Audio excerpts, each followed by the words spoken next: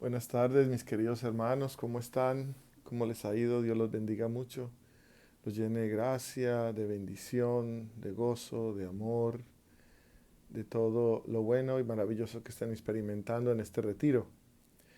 Hoy están hablando, o en este retiro estamos conversando acerca de los santos sacramentos, el tesoro de la iglesia. Y claro, obviamente vamos en este momento a hablar de la Santa Eucaristía, la cima la cima de todo lo que se celebra en la iglesia. Y como podemos ver más adelante que vamos a ir experimentando a medida que vamos avanzando en esta charla, que es el sacramento más importante de la iglesia. Mis queridos hermanos, vamos a ponernos primero en oración para entrar en la presencia de Dios, para poder entender bien de una manera maravillosa y para que toque nuestros corazones este tema de la Eucaristía, en el nombre del Padre y del Hijo y del Espíritu Santo. Amén. Espíritu Santo, ven a nuestras mentes y a nuestros corazones. Guíanos con tu luz para poder ver la verdad, para que podamos ser nosotros las personas que podamos dar testimonio de tu presencia real en la Santa Eucaristía, que cuando la recibamos, nosotros viviremos de alegría, de gozo, comprendiendo de una manera especial y profunda lo que recibimos, para que creamos y amemos cada día más a Jesús, Eucaristía, para que seamos verdaderos adoradores, a ejemplo de María Santísima y de tantos santos maravillosos de la Iglesia, que casi de una manera muy especial fueron completamente, siempre, siempre, en todo tiempo y en todo momento, completamente eucarísticos. Vamos entonces, mis queridos hermanos, a ponernos en la presencia de Dios. Dejemos que el Espíritu nos llene de su amor y de su gracia. Y claro, también con la invitación y la mano y la gracia de María Santísima. Dios te salve María, llena eres de gracia, el Señor es contigo. Bendita tú eres entre todas las mujeres y bendito es el fruto de tu vientre Jesús. Santa María, Madre de Dios, ruega por nosotros los pecadores, ahora y en la hora de nuestra muerte. Amén. Gloria al Padre, gloria al Hijo y gloria al Espíritu Santo, como era en el principio, ahora y siempre, por los siglos de los siglos. Amén. Bueno, mis queridos hermanos, la institución de la Eucaristía viene de la palabra Eucharistein, que significa ser agradecido, o en la tradición judía se dice Bereaka, que significa acción de gracias. La Eucaristía, como he dicho, es el sacramento más importante de todos. ¿Y cómo es eso posible? Que los demás 6 sacramentos existen para que nosotros podamos participar de la Eucaristía, porque los otros sacramentos no son Jesús mismo. Hay una gracia importante, es la gracia santificante, pero ninguno de ellos es Jesús mismo, y la Eucaristía es Jesús mismo que se nos da. Y por eso es importante, por eso es el culmen, la cima, lo más alto, como cuando en la Biblia se habla mucho de la montaña. Subió a la montaña, Jesús habló, se transfiguró, bueno, y todas las escenas en la historia de la salvación habla de subir a la montaña, pero ¿qué significa eso? Significa revelación de Dios, teofanía, un momento, un encuentro con Dios, la altura, lo máximo, el pico, lo alto, es un momento grande. Entonces, ¿por qué? Porque entonces el sacramento de la Eucaristía es el más importante, porque es el alimento, es el alimento. Primero damos gracias, luego recibimos el alimento y somos fortalecidos para seguir nuestro camino, como le pasó al pueblo de Israel cuando estaban hambrientos y se quejaron, nos trajo aquí a este desierto a aguantar hambre, el Señor nos hubiera dejado allá, aunque fuéramos esclavos, comiendo cebollas y comiendo carne y comiendo vegetales hasta saciarnos. Pero Dios tenía otro plan más maravilloso, decía, no, yo los quiero libres, yo no los quiero esclavos, yo los quiero libres. Y por eso ese caminar, ese alejamiento de lo que nos esclaviza, que es difícil, ¿sí ve? No fue fácil para ellos salir de allá, convencer al faraón.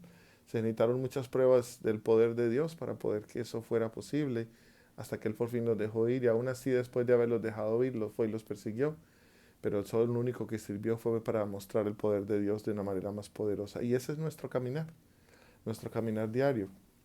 Queridos hermanos, entonces estamos hablando de los sacramentos, pero ¿qué son los sacramentos? Los sacramentos son unas acciones visibles que nosotros vemos que producen una acción invisible que se llama la gracia santificante. En todos los sacramentos el Espíritu Santo se hace presente, está entre nosotros, viene y se posa sobre nosotros y avanza.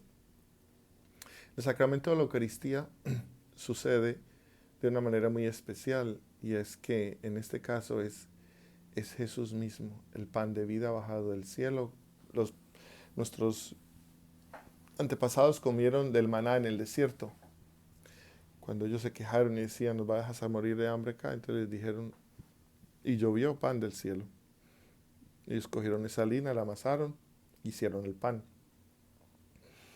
Y cuando hablaba Jesús de una manera muy especial con los fariseos y con los discípulos, también de una manera especial, explicando que Él era el pan de vida y que ellos no podían comprender. Decía, no, el que les dio el pan bajado del cielo fue Moisés. Y dice Jesús, no, no fue siquiera Moisés, fue mi Padre. Y el Padre y mi Padre les ha enviado ese pan del cielo, y ese pan del cielo soy yo.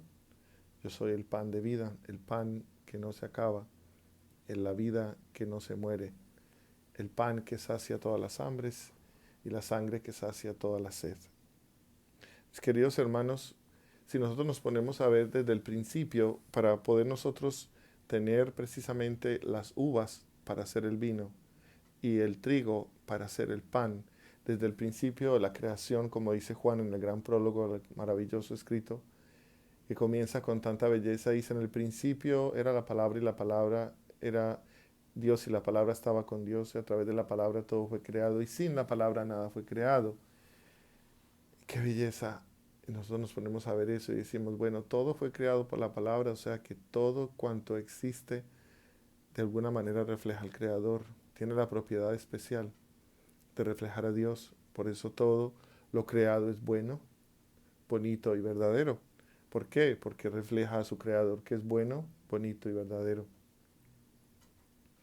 En especial cuando hablamos nosotros de la Eucaristía, donde se parte el pan, donde se comparte el vino, pero mucho más especial que eso, a través del sacerdote, ese cuerpo y esa sangre de Cristo. Para llegar a ser cuerpo y sangre de Cristo, primero fueron pan y vino. Pero antes de ser pan y vino, fueron trigo y uvas, también creadas por Dios. Ya desde el principio se prefiguró que ese trigo sería molido para hacer el pan, con el que luego se convertiría en el cuerpo de Cristo, y luego ese vino, esa uva creada del viñedo dulce y maravilloso, saldría el dulce vino, el vino de la salvación. Hubieron muchos signos maravillosos en los que a nosotros se nos prefiguró ese cuerpo y ese vino, ese cuerpo y esa sangre, ese pan y ese vino. ¿Qué estamos hablando nosotros? En la multiplicación de los panes, nosotros podemos ver que el pan no se acaba, el pan alcanza para todos. Ya es una prefiguración de ese pan eucarístico que sacia el hambre, y que con Jesús no pasaremos hambre, con Jesús tenemos plenitud. Pero ¿qué es lo que Él nos dice primero? Traigamos nuestra pequeñez, traigamos lo poco, solamente 5 panes y 2 peces. Y Jesús, en su acción de gracias, en la gran Eucaristía, entonces lo transforma, lo reparte y lo da, y no se acaba. Y sobra, sobra para las generaciones venideras, sobra para todos que esperan, para todos aquellos que todavía no lo han querido recibir, para todos siempre alcanza y sobra. Y el vino en las bodas de Caná, por eso la respuesta de Jesús a María, cuando le dice no tienen vino, dice, mujer, ¿qué tiene que ver eso conmigo? Todavía no ha llegado mi hora. ¿Qué significa eso? Él estaba hablando, es su pasión, del momento de derramar su sangre, de dar su sangre para todos. Dice, todavía no es mi hora. Y de una manera maravillosa entonces Jesús, después de que María les dice, hagan lo que Él les diga, va y convierte y llena todas estas jarras de agua que eran para los lavados de los ritos de purificación. Ahora hay una purificación diferente, una purificación a través de la sangre de Cristo.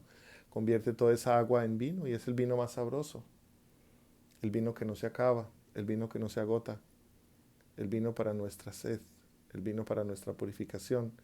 Ya no las libaciones que se sean antes en los templos de los judíos. Nos recordamos bien cuando pensamos por qué Cristo se da cuerpo y sangre, por qué Cristo muere en la cruz. Todo este tipo de cosas que a veces uno dice, ¿por qué todo esto que Jesús con todo el poder que tenía lo pudo haber evitado? Pudo haber dicho no es necesario, sino que Él simplemente nos redime y lo dice y lo hace. No, no es tan fácil. Porque hay una sucesión de hechos que nos llevan hasta ese punto. Y todo comienza, claro, desde la misma creación. Dios nos crea en amor, para Él y solo para Él. Pero nosotros rebeldes empezamos a pensar en nosotros mismos y caemos en el pecado. Y entonces en la caída ya perdemos esa gracia de poder reflejar a Jesús, al Hijo, que para eso fue que nos creó, porque nos creó a imagen y semejanza suya. Y ya no podemos reflejarlo más y por tanto ya perdemos la gracia grande que teníamos de vivir en su santa voluntad. Ya luego nosotros caídos que perdemos esa gracia, Cristo tiene que venir. Ya entonces a venir a redimirnos. Entonces, acuérdense en lo que decíamos en los templos judíos, cuando se hacían los sacrificios para el perdón de los pecados, se cogía el cordero perfecto, un cordero sin mancha, un cordero que no tuviera ninguna imperfección, que no le faltara una pata, una oreja o alguna cosa, sino que estuviera bien y completo, en perfecto estado y bueno. Y ese era con el que se hacía el sacrificio para el perdón de los pecados del sacerdote mismo y para el pueblo que lo traía y lo ofrecía como sacrificio. Pero ahora ese cordero se da. Ese cordero se da y es el cordero perfecto, sin mancha, sin pecado, sin problema. ¿Y quién es el único que podía hacer ese cordero? El Hijo de Dios. Y Él se da en la mesa. Pero ¿cómo es posible que este Jesús que se da en el altar, en la mesa, que es precisamente la perfección de su pasión, muerte y resurrección en la cruz, dándose y derramando su sangre en nosotros, y donde su costado sale agua y sangre? En esa agua y en esa sangre, en el agua están los sacramentos mismos, el bautizo, y luego la sangre que es la Eucaristía misma. Entonces surge y nace ahí, en ese derramamiento del agua y la sangre de Él. Ese cordero que se da, ese cordero que muere, y que lo prefigura antes compartiendo el pan y el vino con sus discípulos, ya diciendo, yo voy a derramar mi sangre por ustedes. Este cuerpo que se da por ustedes para el perdón de los pecados del mundo entero. Como una acción que Jesús hizo hace ya 2000 años. Podríamos decir que va a repercutir en nosotros. ¿Y por qué se celebra la misa entonces? ¿Y por qué decimos que en la misa el sacerdote consagrado puede convertir a través de la fuerza de la gracia del Espíritu Santo ese pan en el cuerpo de Cristo, esa sangre en la sangre de Cristo? ¿Cómo podemos nosotros relacionar todo esto junto y decir por qué? Porque es verdadero cuerpo y verdadera sangre. Tal vez el que hizo Jesús allá en ese tiempo lo es, pero tal vez el que hace sacerdote aquí no lo es y no creemos. Pero ¿por qué es posible? Es que nosotros se nos está olvidando un detalle súper importante. Cuando el sacerdote celebra la Eucaristía, cuando hace precisamente la, la, la, la transustanciación, donde se convierte ese pan hecho de trigo en el cuerpo de Cristo y ese vino hecho de uva en la sangre de Cristo, lo que llamamos esa celebración o ese momento de repetir esto que ya se hace, pero que vuelve y se hace verdadero, se llama anémnesis. ¿Qué significa? Que no solo es en memoria de él y que se hace en ese momento, sino que vuelve y sucede nuevamente. ¿Y cómo es eso posible? Eso es posible porque Jesús es hombre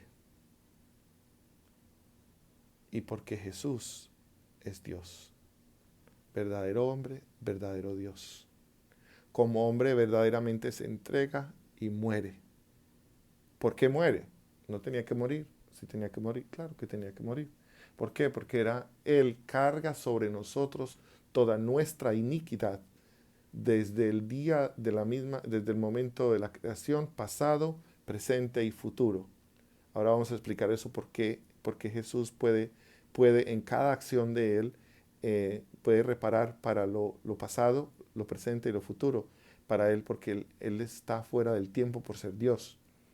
Porque Él ha creado el tiempo. Él, el tiempo es su criatura. Y Él está fuera de esa criatura, Él está fuera de ese tiempo. Para Él tampoco hay tiempo, porque Él puede estar afuera, lo que llama, Él siempre está en el eterno presente. Eterno presente es que es para Él el tiempo es ahora, ya, este instante, en este momento. Y eso no cambia. ¿Qué significa eso? Cuando Él murió en la cruz, cuando Él, primero antes de morir en la cruz, celebró la Eucaristía y luego también murió en la cruz, Él nos dejó el memorial de su pasión, de su muerte y resurrección para nuestra redención. Pero lo hizo como hombre, pero también lo hizo como Dios que es. Pero al hacerlo como Dios, lo hace fuera del tiempo. ¿Qué significa? Él está en un eterno presente haciendo esa obra en este mismo instante. Así que cuando el sacerdote celebra en persona Christi, el sacerdote también lo hace ipsus Christi, que es el mismo Cristo. El mismo Cristo. Porque Él está fuera del tiempo y del espacio. Entonces esa celebración eucarística se une a su única celebración eucarística con los apóstoles cuando celebró la última cena, que está unida íntimamente a su pasión, muerte y resurrección en la cruz. Queridos hermanos, esto es un solo misterio, todo está unido. Y Él tenía que morir porque nuestros pecados, Él quería reparar por todos sus pecados. Y Él toma sobre sí la consecuencia. ¿Y cuál es la consecuencia del pecado? La muerte. Él toma sobre sí la muerte y Él muere. Y entonces vence la muerte. Ya se restaura para nosotros. Y por eso también ese pan es pan de vida, porque al comerlo a Él participamos de su resurrección. La misa tiene muchas etapas bonitas. Durante la misa nosotros podemos celebrar lo que es la liturgia de la palabra, la liturgia de la Eucaristía. Y en ambos se recibe a Cristo. ¿Por qué? Porque en la palabra de Dios, cuando se proclama la palabra de Dios, y porque tiene que ser proclamada, es porque al proclamarse la palabra, Él se da, Cristo palabra, es lo mismo, palabra de Dios, es mismo Cristo, es el mismo Cristo que se nos da. Entonces, a Él lo recibimos dos veces, en la palabra y luego en la Eucaristía. Porque recordemos cuando decíamos en el Evangelio de Juan, en el principio era la palabra, y la palabra estaba con Dios y la palabra es Dios, era Dios. Y la palabra se encarnó y se hizo hombre en el versículo 14 y habitó entre nosotros. Jesús mismo habitó y vino a estar con nosotros. Y luego a nosotros cuando nosotros hablamos de la palabra de Dios, entonces cuando tenemos la Biblia y nosotros leemos esa palabra y proclamamos la palabra, nosotros tenemos un encuentro con Cristo directamente. Y por eso es tan importante. Ahora, en la misma Eucaristía, entonces ya vamos a recibir el alimento, el maná, el pan bajado del cielo, el que se nos da para la salvación. Y tanto si se recibiera solamente la sangre, o sea, el vino convertido en sangre de Cristo, recibimos la plenitud de Cristo. Y si recibimos el cuerpo solamente, que es el pan, la hostia, convertido en el cuerpo de Cristo, también lo recibimos completamente. Por eso, si recibimos los dos, muy chévere. Y si recibimos solamente uno de los dos, está perfectamente. Así que a veces nosotros tendemos la tendencia de criticar a aquellos que toman solamente el vino, porque ellos tienen una condición médica y no pueden comer el pan. Y nosotros criticamos cuando en realidad no hay que criticar. Tanto se puede recibir solamente el vino como solamente el cuerpo. Y así en cualquiera de los dos, o sea, la sangre y el cuerpo de Cristo. Y cualquiera de los dos tiene la plenitud. Pero ahora nosotros, precisamente por las situaciones de ahora, de la pandemia, pues nosotros recibimos el cuerpo solamente. Y en ese cuerpo recibimos el cuerpo y la sangre, el alma y la divinidad, la plenitud de Dios, presencia real en la Eucaristía que la recibimos nosotros. Mis queridos hermanos, el El sacramento de la Eucaristía es un sacramento de unidad. Algo maravilloso, pensemos en la unidad. ¿Y por qué esto es súper importante? Porque el demonio siempre anda tratando de dividir, separar, alejar, dispersar. Y el sacramento de la comunión une. Pensemos, para hacer el pan nosotros cogemos muchos trigos, que son diferentes trigos, son muchos. Los molemos, los preparamos, los anhelamos y luego se convierten en un pan. Uno, unidad, uno solo. Y es unidad porque la comunidad de nosotros, el pueblo, la iglesia, que somos muchos, venimos y nos reunimos en la Eucaristía y comemos de un mismo pan. No importa cuántas hostias demos, no importa cuántos cuerpos demos, es uno solo. No se consumen diferentes Jesuses, es solamente uno. Y todos recibimos la plenitud de Jesús, sea en la hostia completa o en un pedacito nomás. En Él está la plenitud plena. Entonces eso es símbolo de unidad. Y que es lo más bonito de todo, que al nosotros recibirlo, nos convertimos en lo que recibimos. ¿Recibimos qué? ¿Qué recibimos? A Cristo. ¿En qué nos convertimos? En Cristo. Lo reflejamos, lo vivimos, lo experimentamos. Él vive en nosotros y nos transforma cada día más en Él. A veces nosotros criticamos, ay, pero ese señor tan mala clase que viene y comulga, no sé ni cómo se atreve a comulgar. Entonces el Señor llega y le responde a la gente, pues sí, claro, que es que de lo que hace que estoy comulgando, cada día soy menos mala persona, cada día me convierto un poquito más, que cada día se va convirtiendo más y va siendo más dócil y Dios lo va transformando, porque eso es lo que hace la Eucaristía en nosotros. Pero nosotros deberíamos de ser más abiertos a la gracia misma de la Eucaristía, si nosotros fuéramos conscientes de que cuando recibimos ese cuerpo, esa hostia, recibimos a Cristo vivo, cuerpo, sangre, alma y divinidad, nosotros estaríamos espiritualmente volando. Estaríamos espiritualmente en una verdadera unión con Cristo. No tendríamos miedo de todo lo que está pasando. No estaríamos tan angustiados, no estaríamos tan preocupados, tan llenos de estrés. ¿Y qué es la preocupación más que otra cosa que falta de fe? A veces vamos y recibimos la Eucaristía y a veces pensamos que es un pan ahí y no nos importa. Y a veces hasta nos preocupamos quién es el que nos da, quién no nos da.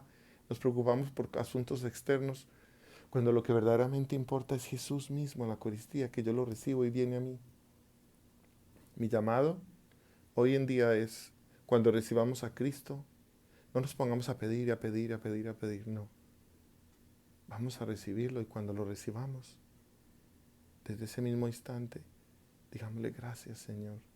Gracias, Señor. Gracias, Jesús, por estar en mí. Te amo, Jesús. Te amo, te amo, te amo. Te amo intensamente. Te amo porque tú te diste, porque quisiste morir por mí, porque me amaste hasta el final, porque hiciste todos los sacrificios, porque entregaste todo lo que tú tenías, porque tú eras el Rey, el poderoso, que estabas desde el cielo, lo tenías todo y tú te abandonaste completamente y lo perdiste todo. Tu misma dignidad, fuiste escupido, fuiste empujado, fuiste con... con la corona de espinas en tu cabeza, fuiste latigado tantas veces hasta que tu cuerpo ya no tenía ni un solo pedazo de piel limpio y todo estaba lacerado y lastimado con heridas y llagas profundas por mí. Gracias, Señor, porque te has dado, porque te has entregado, porque tú te has anodado. Tú que lo eras todo, te volviste nada para que yo lo recibiera y yo pueda entonces en mi pecado y en mi vida poderte ser sanado, poder ser liberado, poder ser alimentado de ti, poder recibir todo cuanto necesito. Nosotros deberíamos solamente amarlo y amarlo y amarlo cuando lo recibamos en la Eucaristía. Mis queridos hermanos, el sacramento de la Eucaristía es un sacramento de sacrificio, como ya lo expliqué, para el perdón de los pecados, el cordero degollado, puro, inmolado por nosotros. El sacramento de la Eucaristía, nosotros cuando recibimos la Eucaristía, nosotros participamos de una manera especial en el misterio mismo de Cristo. A veces nosotros nos ponemos a pensar Cristo sufriendo en la cruz y a veces uno quisiera decir, pero ¿cómo puedo yo? ¿Qué puedo hacer yo? ¿Qué puedo hacer yo de bueno? ¿Cómo yo puedo participar? ¿Cómo yo puedo participar de esa cruz? Pues mis queridos hermanos, nuestra participación en esa cruz tiene mucho que ver es con la forma en cómo nosotros nos ofrecemos. San Pablo dice algo muy hermoso. Completo en mí lo que le falta a la cruz de Cristo. ¿Qué le faltó a la cruz de Cristo? No le faltó nada, todo estaba completo. Pero si hay una cosa que completa esa acción y es mi participación en la cruz de Él. Mi participación en la pasión de Él. Mi participación de sus dolores. ¿Por qué? Porque Él participa en nuestros dolores con la pasión. Él no es ajeno a nuestro sufrimiento. Entonces, de una manera muy especial, cuando nosotros tenemos nuestros sufrimientos y Él también está unido a ellas, a mí, porque Él está presente también en ese sufrir de nosotros, pues entonces se lo ofrecemos. Y si Jesús, te entrego mis dolores, mis tristezas, mis sufrimientos, mis enfermedades, mis tragedias, lo que me ha pasado, lo que he sufrido, los rechazos que he experimentado, todas las dificultades que he tenido, te las entrego, Señor, porque quiero participar contigo y cargar la cruz junto contigo para redimir el mundo junto contigo. No hay otra cosa más grande y maravillosa que sea que lo que Jesús quiere, que es que nosotros nos unamos a Él así como Él se ha unido a nosotros para redimirnos. No podemos ser esos agentes que esperan a que el otro haga ahí, bueno, haga y yo espero, a ver, ¿qué me toca? A ver, ¿qué hay para mí ahí? No, no, no, no, no, no. No podemos ser espectadores. Cuando vamos a la misa no somos solamente espectadores a ver qué el Padre hace. Yo espero y yo critico, ay, la música tal cosa, ay, el Padre tal cosa, ay, ¿por qué no hacen esto? ¿Por qué no hacen aquello? Ay, ¿por qué no hacen? Y nosotros siempre somos como mirando a ver que nos acomoden y que nos hagan, ay, donde que el aire no esté funcionando, ¿y qué pasa con el aire? Porque nada, todo el mundo nos quejamos. No, en la misa no es momento de ser espectadores y criticones de lo que pasa. En la misa somos participantes activos, donde yo me sumerjo en el misterio y dejo que ese misterio también sea parte de mi vida. A veces nosotros tenemos dos vidas, la vida que tenemos fuera de la iglesia y la vida que experimentamos dentro de la misa. Pero ¿sabe qué? Es una sola cosa, es una sola cosa. Es una integración completa de mi vida. Mi vida, lo que me pasa, lo que me ocurre, lo que me inquieta, lo que me estresa, las dificultades, todo lo que es mi vida, mi trabajo, mis preocupaciones, la casa que tengo que arreglar, los biles que tengo que pagar, todas las cosas, todo eso está integrado en mi vida. Y cuando yo llego a la misa, yo no me desintegro y entro en un rito y luego salgo del rito y me voy. No, eso no es así. Es mi vida la que entra ahí. Cuando es el momento de las ofrendas, es algo muy importante. En el momento de las ofrendas pasa algo maravilloso. Pasa algo maravilloso. Es que tu ángel de la guarda está al lado tuyo y en el momento de las ofrendas, él sale y se va a llevar lo que tú ofreces, a llevarlo al altar del cielo. Y nosotros, el pobre ángel de la guarda, se va casi siempre con la mano vacía si no tiene nada que ofrecer. Porque somos participantes inactivos, solamente espectadores, no. En ese momento, empecemos otra vez desde el principio. En el principio está precisamente el acto de contrición donde yo pido perdón y el Padre dice que el Señor Dios Todopoderoso tenga misericordia de nosotros, perdone nuestros pecados y nos lleve a la vida eterna. Amén. Yo pido perdón de mis pecados en ese momento. No puedo pedir perdón de los pecados mortales porque para eso tengo que ir donde el Padre a confesarlos. Pero si son pecados de rabiecitas, cositas pequeñas que uno ha hecho, uno pide perdón por eso y no se prepara para recibir esa Eucaristía bien. Entonces, pecados pequeños, usted pide perdón por eso, los ofrece. Luego, cuando es el momento de las ofrendas, yo le ofrezco al Señor lo más grande que yo tengo. Yo le ofrezco al Señor cosas bellas, cosas buenas. Y a veces cuando no tengo nada que ofrecer, pues entonces le ofrezco mi miseria, mi poquedad, lo poco que tengo, 5 panes, 2 peces. Y Él los convierte en abundancia. Ofrezcamos también lo pequeño. Y si a veces siente que no tiene nada que ofrecer, ofrézcale su corazón roto. Y su corazón roto Él lo tomará y te lo devolverá entero, sanado.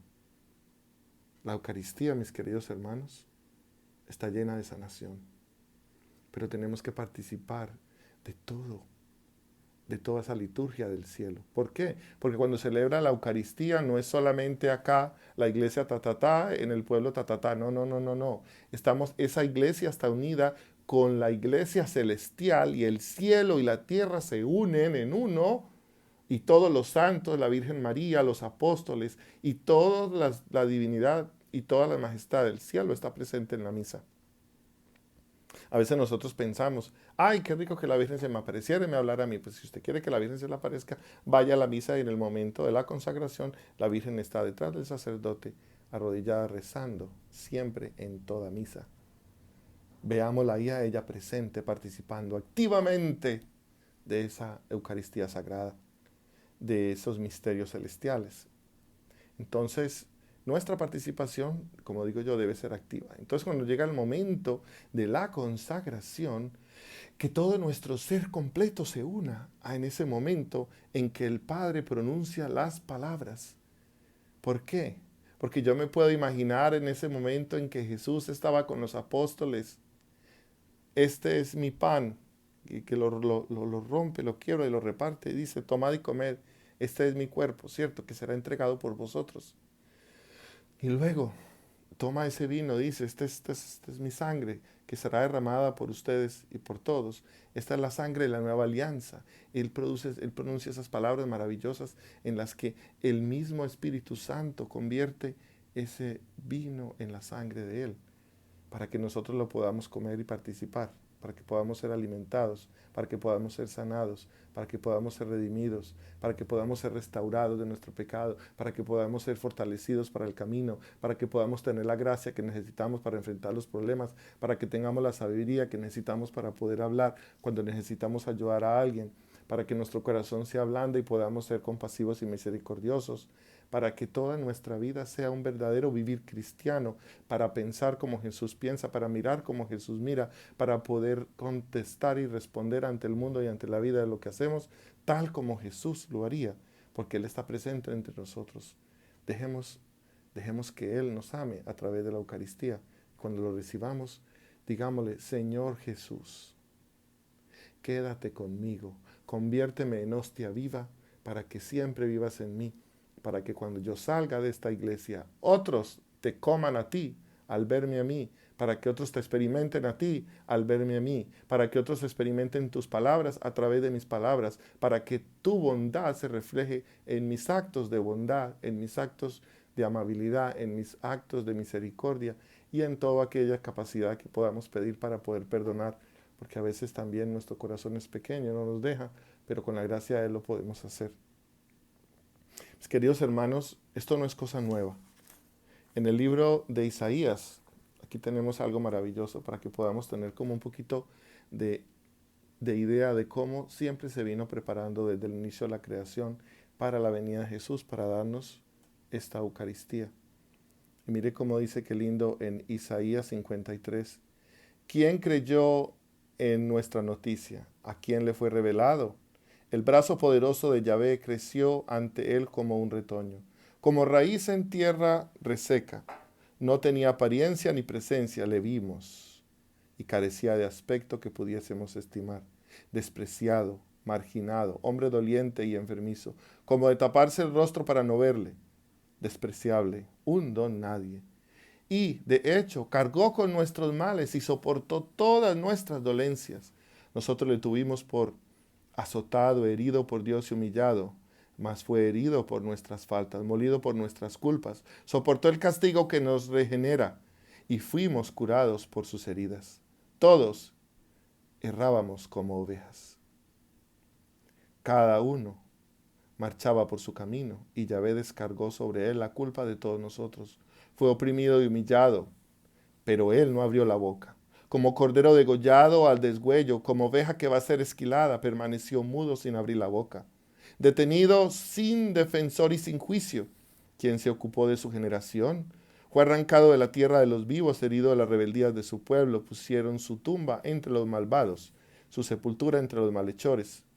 Por más que no cometió aquellos tropellos, ni hubo nunca mentiras en su boca, Yahvé quiso quebrantarlo con males.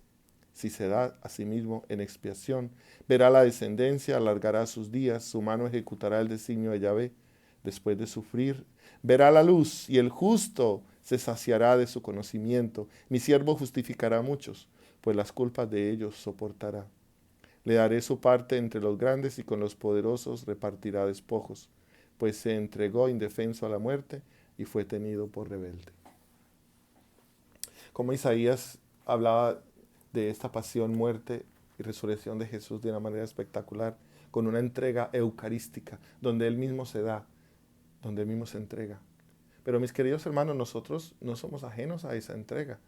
Nosotros también estamos llamados a entregarnos nosotros mismos. Nosotros estamos llamados precisamente a que Él haga vida entre nosotros y nosotros participemos con Él. Pero hay algo muy lindo, como buenos católicos y participantes de la Eucaristía, debemos recordar también que María nunca fue ajena a nada de esto tampoco. Podríamos ver nosotros como la Virgen María también participó de nuestros dolores y de nuestras tristezas, en cómo ella también es parte también de la Eucaristía. ¿Por qué? Porque pensemos en algo muy importante, mis queridos hermanos. El Verbo se encarnó y se hizo hombre y fue encarnado por el Espíritu, a través del Espíritu Santo en la Virgen.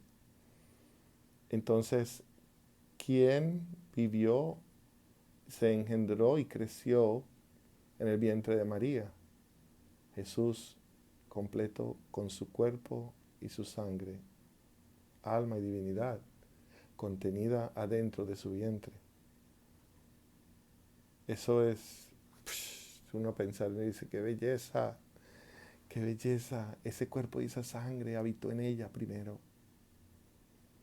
Y dice entonces, si queremos descubrir en toda su riqueza la relación íntima entre la Iglesia y la Eucaristía, no podemos olvidar a María, madre y modelo de la Iglesia.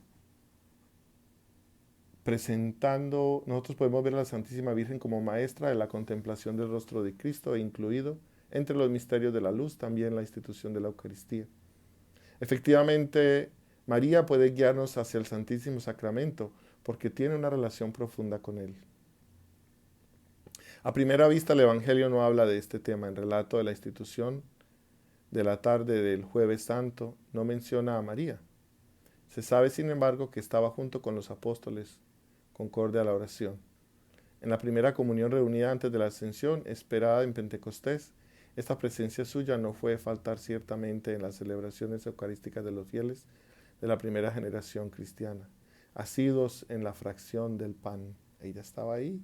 Pero más allá de su participación en el banquete eucarístico, la relación de María con la Eucarística se puede delinear directamente a partir de su actitud interior. María es mujer eucarística con toda su vida. La Iglesia, tomando a María como modelo, va a determinarla también en su relación entre el Santísimo Misterio. Escuchemos esto. Mysterium Fidei, puesto que la Eucaristía es misterio de fe, que supera de tal manera nuestro entendimiento que nos obliga al más profundo abandono de la palabra de Dios. Nadie como María puede ser apoyo y guía de una actitud como esta. Repetir el gesto de Cristo en la última cena, en cumplimiento de su mandato. Haced esto en conmemoración mía. Se convierte al mismo tiempo en aceptación de la invitación de María a obedecerle sin titubeos. María dice, hágase en mí según tu palabra. Y ella después también lo dice en las bodas de Caná, haced lo que Él os diga. Con la solicitud materna que muestra en las bodas de Caná, María parece decirnos, no dudéis, fiaros de la palabra de mi Hijo, el que fue capaz de transformar el agua en vino, es igualmente capaz de hacer el pan y del vino su cuerpo y su sangre, entregando a los creyentes en este misterio la memoria viva de la Pascua, para hacerse así pan y vida. En cierto sentido, María ha practicado su fe eucarística antes e incluso de que ésta fuera instituida, por el hecho de haber ofrecido su seno virginal para la encarnación del Verbo de Dios. La Eucaristía, mientras remite a la pasión de la resurrección, es al mismo tiempo la continuidad de la encarnación. María concibió en la Anunciación al Hijo Divino, incluso en la realidad física de su cuerpo y de su sangre, anticipando en sí lo que de cierta medida se realiza sacramentalmente en todo creyente que recibe en las especies de pan y vino el cuerpo y la sangre del Señor. Algo para pensar maravillosamente. María, con toda su vida junto a Cristo, y no solamente en el Calvario, hizo suya la dimensión sacrificial de la Eucaristía, ahorita que hablamos de la Eucaristía como sacrificio, cuando llevó al niño Jesús al templo de Jerusalén para presentarle al Señor, oyó anunciar al anciano Simeón de que niño será señal de contradicción, y también que una espada traspasaría su propia alma. Se pronunciaba así el drama del Hijo crucificado en cierto modo. Se prefiguraba el Stabat Mater, la Virgen al pie de la cruz, sufriente, viendo a su Hijo ser dado por nosotros. Mis queridos hermanos, la Virgen María es precisamente más grande de lo que nosotros podamos imaginarnos, porque en ella se da perfectamente el misterio. Ella concibió el cuerpo y la sangre. De ella nació ese cuerpo y esa sangre que nosotros recibimos. Y ella, en su sí perfecto, maravilloso, en una unión perfecta con la voluntad de Dios, su sí es un sí eucarístico. Su sí es un sí que engendra a Dios. Y ese es el llamado para nosotros. Por eso los modelos del cristiano no es ni Pedro, ni Juan, ni Santiago, ni Felipe, ni Bartolomé. No, es María, por su sí perfecto, por su unión con el corazón de su Hijo. Aquel que la creó ha nacido de ella. Algo más allá de lo que nosotros podamos pensar o imaginar o entender. Mis queridos hermanos, nosotros consumimos el pan y el vino. ¿Y qué son más el pan y el vino?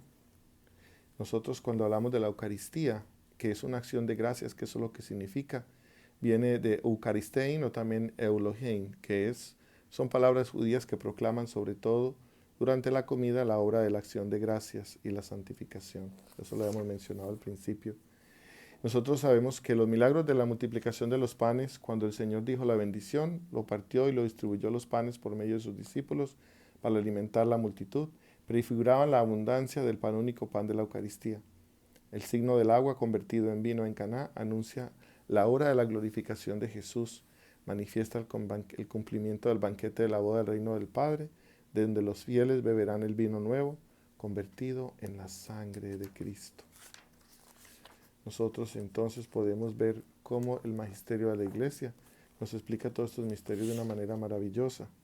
Podemos vivir nosotros de una manera intensa todos estos misterios.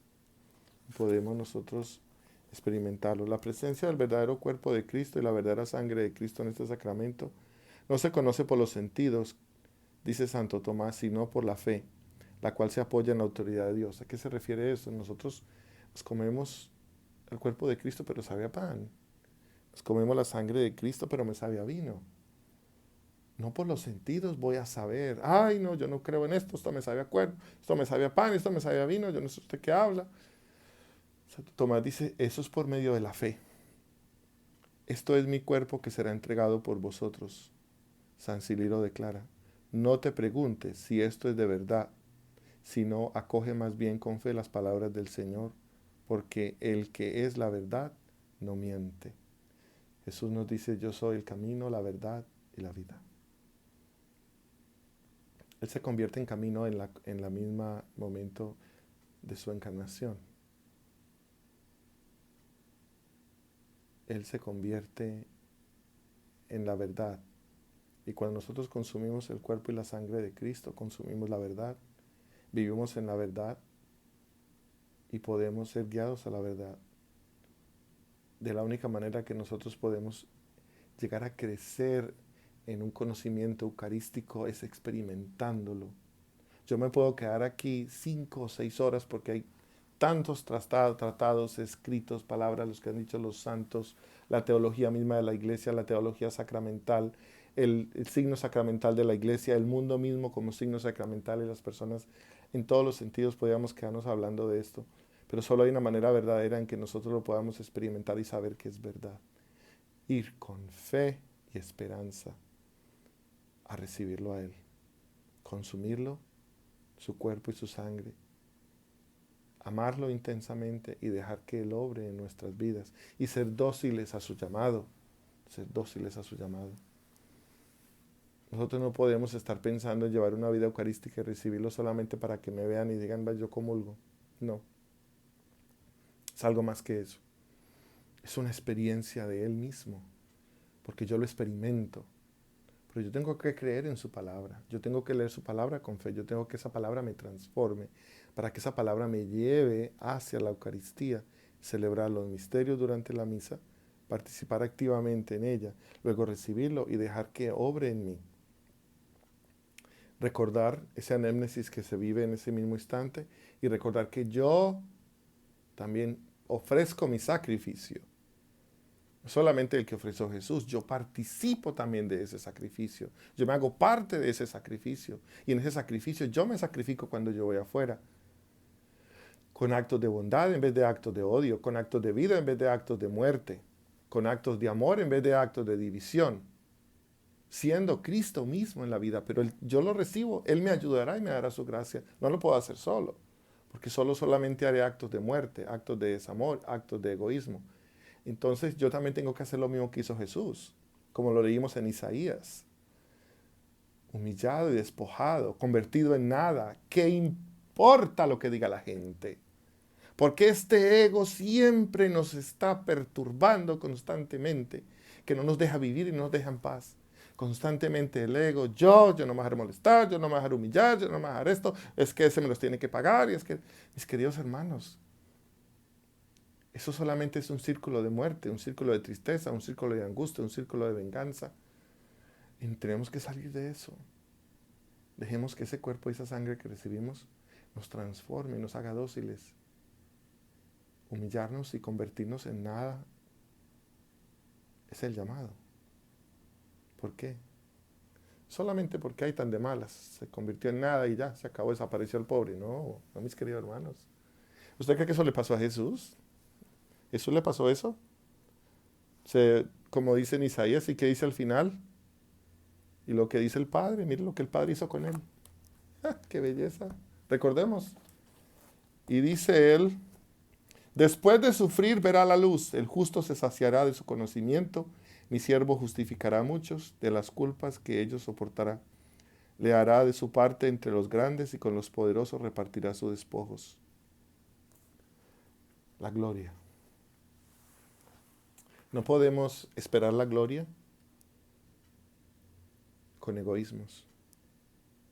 No podemos esperar la gloria con faltas de amor. No podemos esperar la gloria solo pensando en nosotros mismos. Jesús no pensó en él mismo. Jesús lo tenía todo. Él era Dios. Él no necesitaba de nada de esto. ¿Por qué lo hizo? Por amor. Por puro amor. Mis queridos hermanos, antes de exponer el Santísimo para que lo experimentemos de una manera bien linda y especial y podamos hablarle, verlo, experimentarlo. Y ustedes allá después del retiro, cuando tengan la primera oportunidad de comulgar, recíbanlo amorosamente. Si no pueden porque tienen pecado, pídanle perdón desde ya y vaya que su corazón se vaya moldeando al corazón de Jesús. Vaya y reciba la confesión y luego vaya a comulgue con gracia y bendición. Y si tiene algo que lo limita, un matrimonio que todavía no se ha bendecido, pues entonces empieza el proceso. Y desde ya empieza a vivir ese gozo que es tener a Jesús en su vida. Pero mis queridos hermanos, solo hay una manera de entender qué significa el cuerpo y la sangre de Cristo. La pasión, la muerte y la resurrección de Cristo por la cual Él se nos da. Esa última cena en la que se nos ofrece el pan de vida bajado del cielo. Y es reconocer quiénes somos. Tú y yo somos hijos amados de Dios. Él nos ama con un amor intenso. Él nos ama con locura. Él nos ama con éxtasis. Él nos ama con gozo. Él nos ama todos los días de su vida, en cada instante, en todos los días de nuestra vida, la tuya, la mía, mis caminares. Él nunca es ajeno a nuestros dolores y tristezas. Pero si nosotros sabemos eso y estamos convencidos, entonces nos acercaremos a la Eucaristía y nos acercaremos a Él con más gozo y con más alegría. Mis queridos hermanos, vamos entonces a prepararnos para la exposición del Santísimo, para verlo, para hablarle, para orarle. Pero lo más importante de todo, para dejar que Él nos hable, escuchémoslo en silencio y dejemos que Él toque nuestros corazones. Cristo Eucaristía. en ti confío. Cristo Eucaristía, te amo con todo mi ser.